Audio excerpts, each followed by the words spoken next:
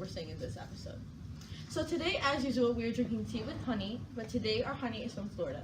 And we would just like to say Gorka Paris, I'm sorry if I mispronounce it, for sending us 100% recycled acid-free paper and a really nice note. So thanks again for that.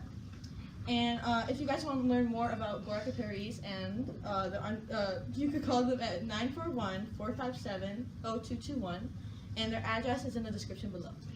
So as you have noticed, we have a guest today, which is really cool. So Mr. John Kiefner has come here today to express his opinion on bees, what he does, kind of talk about, like things that that he has noticed.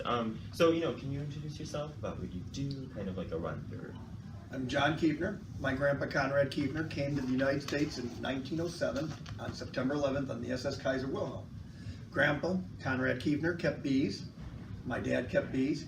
So now I am the third generation beekeeper, but I'm also a farmer. And in the debate about the health and the safety and the future of our honeybees, farmers, agrochemical companies, consumers, the environment are all in the crosshairs, even the researchers who can't even agree on what really is the best course to take for the honeybees. So as we all know from the previous episode, colony collapse disorder is what environmental scientists are saying is the cause of the bee's disappearance. But by definition, CCD is the phenomenon that occurs when the majority of worker bees in the colony disappear and leave behind a queen. So there are different ideas behind CCD, but could you please state your definition and what you think the reasoning behind it is? Well, it's my understanding in scientific terms there is an actual instance where colony collapse disease occurs in hives, where it's an unexplained mass exodus and collapse of the hive. However, just like we have celiac disease and gluten allergies in the human population, there's hundreds of people who say, I have a wheat or a gluten allergy, I have an issue that may not have been scientifically or medically confirmed. And what's happened in the bee industry is, anytime somebody had a problem with their beehive and they didn't know what it was, they quickly called it colony collapse disorder. So when you talk to a real scientist, they say the colony collapse disorder was a very rare and not near as frequent instance as what is being reported. But sensationalism sells in the news, so to really know, many of us probably wouldn't. Just those few 20, 50 academians and researchers that really have the perfect grasp on what's going on and study bees inside and out for 10, 20, 30 years of their life can make that determination. That's a great explanation of CCD. No, it really is. I hope this doesn't have gluten because I have gluten. I have a gluten allergy. Now, see, that's never been diagnosed, but a lot of people say that. So, the dividing line between truth and science gets really blurred. And the unfortunate thing is, sometimes science can be wrong. Sometimes 10, 20, 30 years later, science is proven wrong. So I tell a lot of people, do some research yourself. Get on the internet. Just because I say something, just because you hear the sensationalist news story on 60 Minutes or on the national news, still dig in. And sometimes you even got to see who funded a study or who's writing the story if they have a spin on it. Yeah, so going along with like blurred lines, you said in the email that you sent us, I'm in the crosshairs of the debate. The debate being colony collapse disorder. So like you kind of previously stated this, but can you really go in depth why you feel like you're in the crosshairs of this? Like, okay, so I mentioned my grandpa Conrad. 100 years ago, 50% of the population in the United States lived on a farm. So that meant half of you would have milked cows, gathered eggs, fed the pigs, and you probably would have walked by a beehive because every farm had a garden, every farm had a pasture, every farm grew oats and corn, and there was very diverse agriculture. Now industrialized agriculture, we didn't have cities with 4 million people 100 years ago, very rare. So now everything's become industrialized. Agriculture, our cities, our communities, our transportation. So you can literally drive through Illinois for 40 miles and see nothing but corn and soybean fields. So the loss of a diverse habitat. When my corn is 4 inches tall growing and there's thousands of acres of dirt and 4-inch tall corn plants, what are bees going to pollinate? Where are they going to get nectar and honey? There's no more clover fields, there's no more pastures. A lot of orchards are missing. All the orchards are in California and Florida. Anybody here got an orchard tree? How many of you are growing strawberries? No? And this is one of the debates that really gets everybody feeling so warm and fuzzy about honeybees. Strawberries, pumpkins, used to be all the oranges, all the nuts, all those trees, all those fruits and a lot of vegetables, they need bees flying from flower to flower to flower to pollinate them. When a strawberry forms, that flower has about 18, 20 florets. The bees have to hit every one. If you've got a flower, or if you got strawberries at home and it's deformed on one side, it's because there wasn't enough bees to come around and hit all them florets. So the commercial bee industry, what puts most of the food on our plate, is huge. Thousands of beekeepers drive all over the country with their bees to pollinate these crops. Getting ahead of myself, maybe. No, it's totally fine. You've taken inspiration for your argument from the following articles, and in the article titled "Biocopolis," sorry if I mispronounce it, not alarmist. Apocalypse. Yeah. Putting the word apocalypse and bees together. Not alarmist honeybee claims collapse under security. It states that colony collapse disorder is not the biggest threat facing honeybees. In fact, the more significant problem is not really CCD, but instead compromised hive health, which is affected by a combination of factors including diseases and parasites, poor queen bee health, high transport for pollination services, and nutritional issues. Pesticides are the least among these factors, and neonicotinoids the least among those, if they have any impact at all.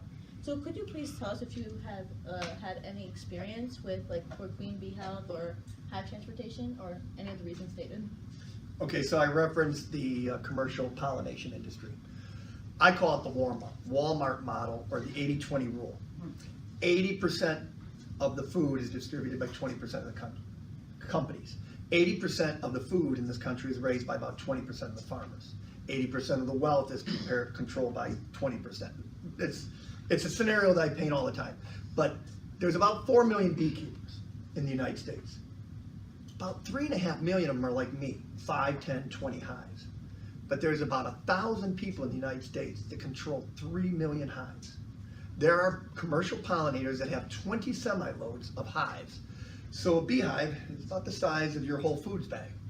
They'll put 2,000 of them on a truck, and they'll drive from North Dakota to California in January. That when the almond and pecan crop is done in the middle of February, they head to Arizona and they do hybrid alfalfa. Then they head to Florida. Then they go up the East Coast, they catch cranberry bogs. So many have attacked the commercial pollination industry because that's driven by profit. Corporate America, number one goal of a company in America is to make money. The number two goal is to make more money. So many claim these bees are being worked too hard. And now the chemicals that they spray on trees for funguses, for insects, for tree blights, these bees get exposed to. They go to the alfalfa field, there's the potato leafhopper that eats alfalfa. Now these bees get exposed to the chemical that's used in potato leafhopper. They go to the citrus crops in Florida. So unlike 100 years ago where everybody had a beehive, sat in your yard, it did its job, those bees never move more than 5 miles from that beehive. A bee prefers to stay within a mile of the hive, but they have been known to go up to 5 miles to collect nectar and honey. These bees are transported all over the country.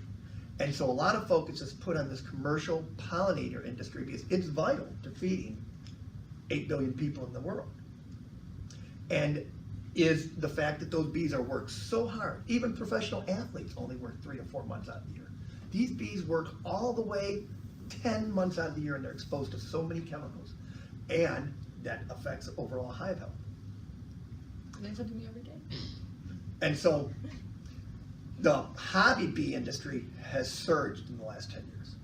And I would qualify as that because I've only kept bees 8 years. And there's one big problem with the hobby bee industry. A lot of us make a lot of stupid mistakes. So Will County, where I live, is listed by the Illinois State Bee Association as the #1 county in Illinois with over 2,500 hives. I'm a member of the Will County Bee Association. We have 230 members. And I think there's almost as many that don't even belong to the bee club. So there's almost 500 beekeepers, let's estimate, in Will County. And most of us know as much about bees. So the varroa mite, which is becoming the biggest pest we have to deal with, we've got to really learn about.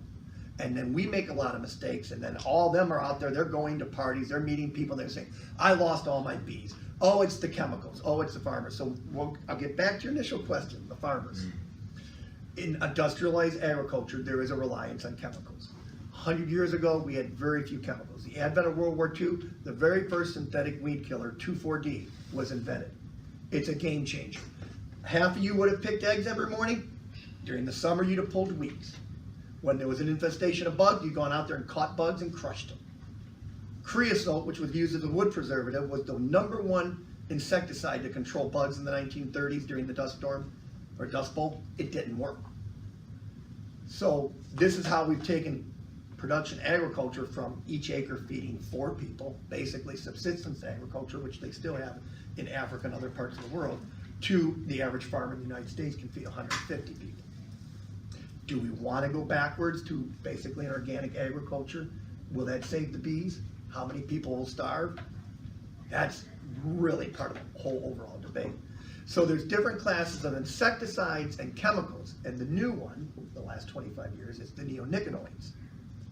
It replaced organophosphates and some other synthetics, and so a lot of people say that's the killer.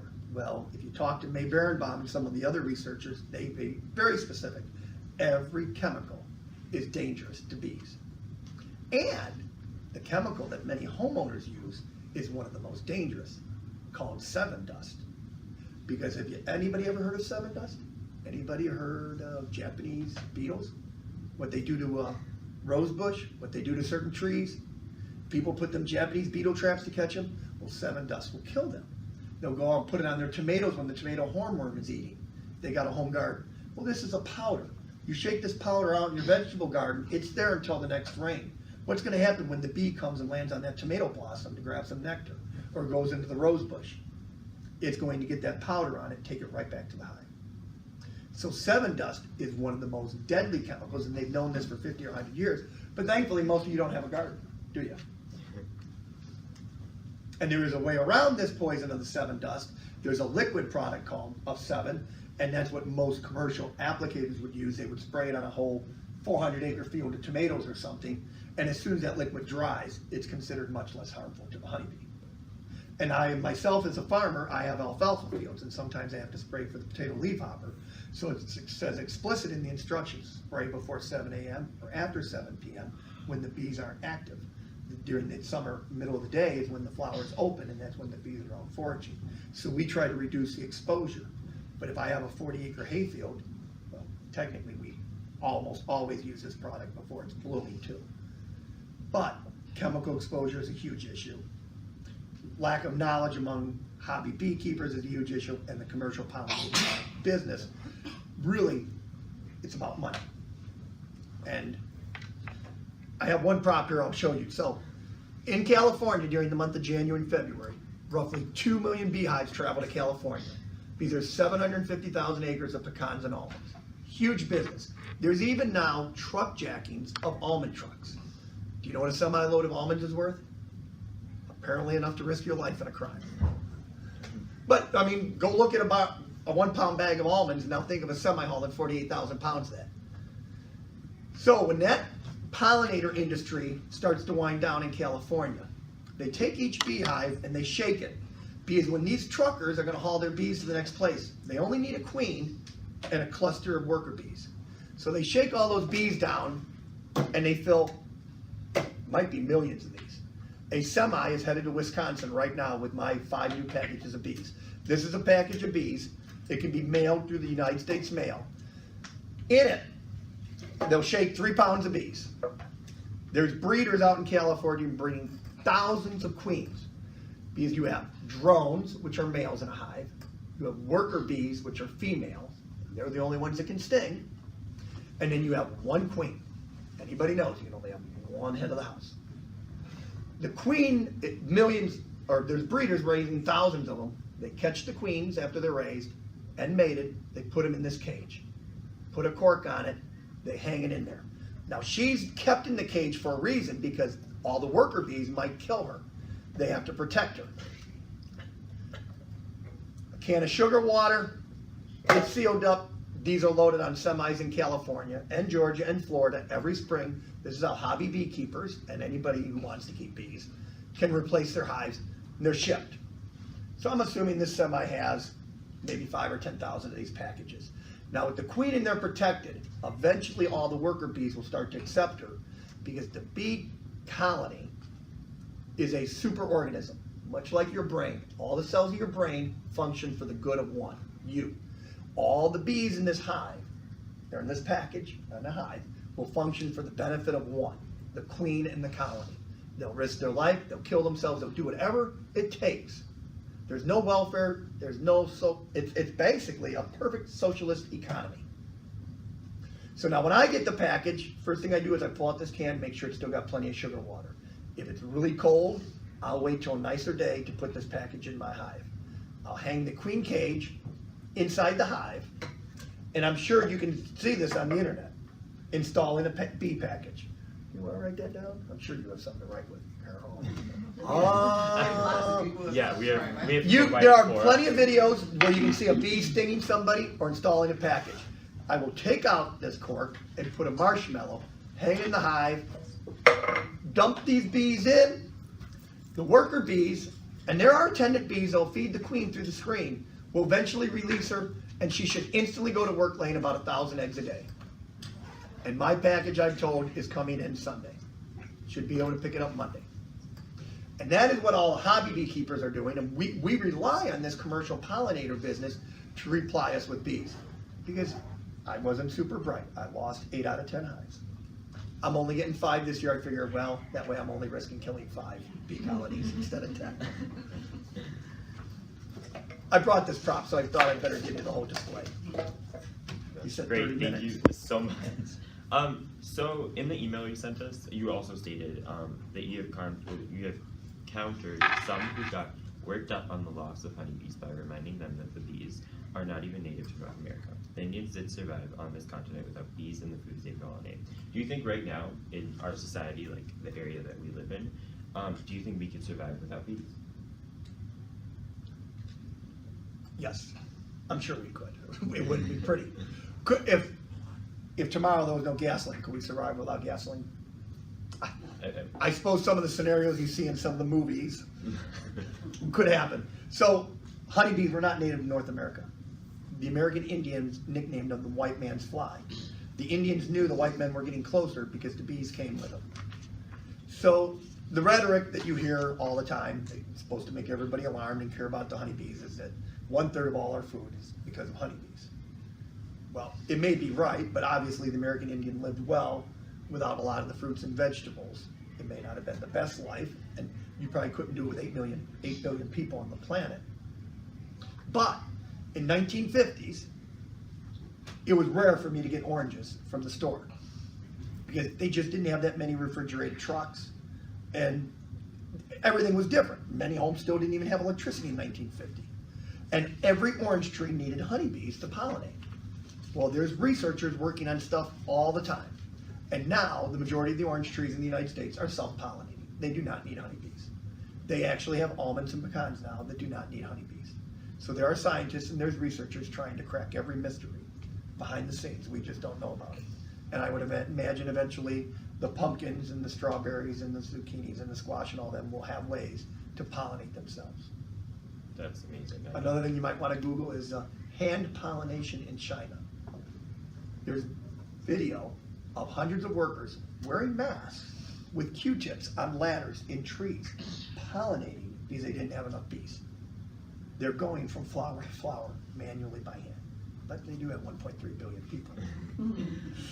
Yeah, so thank you for talking to us. But now, as you see, we have a capstone class. They definitely must have questions. It's totally fine. So if We're okay on time? Yeah, we're perfect on time. So if anybody would like to raise their hand, ask some questions to Mr. Kiefner about what he thinks solutions are, the community, things that you guys are doing, and want to run it by him, that would be great. How do you feel about natural pesticides? Well, they're still pesticides. What my wife likes to tell everybody is, well, hemlock's natural, but it'll kill you. I know a lot of people that love acetic acid. Do you like acetic acid? It's vinegar. It's vinegar. Acetic acid is vinegar. I'm not trying to make fun of you, but we can be fooled so easily, can't we? Yeah. But there's a lot of people that think that I could address this. Allergies. A lot of people believe raw local honey will help your allergies. And it's plausible because if you live in this area and you get honey from this area, those bees have gone and pollinated all the trees, all the weeds, all the flowers that you may be allergic to. So is it like being immunized, like I was, and you probably were, I don't know, the measles, mumps, and rubella? You're given a vaccine that your body wins, and now you're, for the rest of your life, immune to it. A lot of research needs to be done on that. Anybody else? Do you personally avoid like the use of pesticides, like to protect bees? No. I have bees. I have a backyard chicken house. I write a weekly article for a paper explaining about all the things in agriculture, and a lot of people assume that I'm an organic farmer. The one guy, I said, what?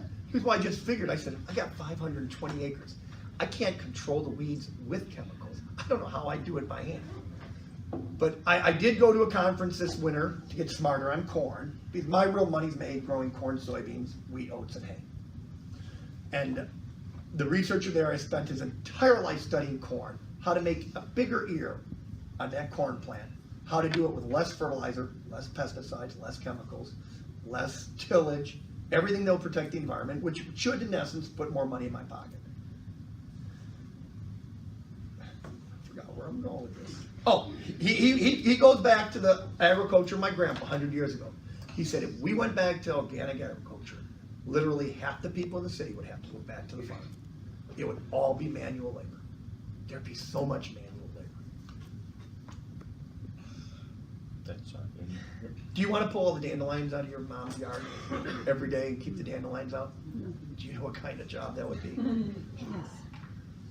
Your grandfather and your father compared to you.